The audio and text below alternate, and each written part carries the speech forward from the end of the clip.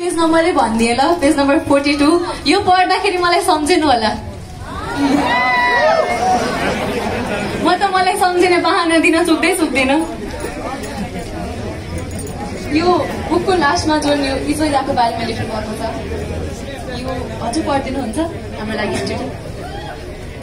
यो ब्लड हो, यो ब्लड लेखिदिन सहयोग गर्ने मेरो मित्र विमल आचार्य हुन्। उहाँ अहिले उपस्थित हुनुहुन्छ कि हुन्न थाहा छैन मलाई, आउँदै हुनुहुन्छ होला सायद होइन। लास्टको 5-6 लाइन मात्रै। इजोरिया के हो भन्ने प्रश्नको जवाफ कुनै हो जस्तो लाग्छ। यो एकदमै 5-6 लाइनमा कथा हो।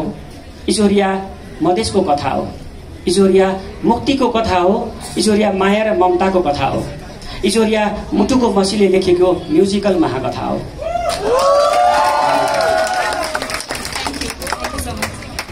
अब मेरा क्वेसनहरू लगभग सकिए।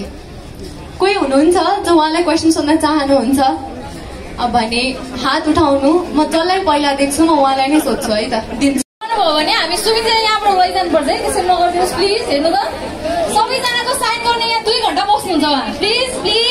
प्लिज कोअर्डिनेट गरिदिनुहोस् प्लिज है, यो भएन, गाह्रो हुन्छ। तपाईहरु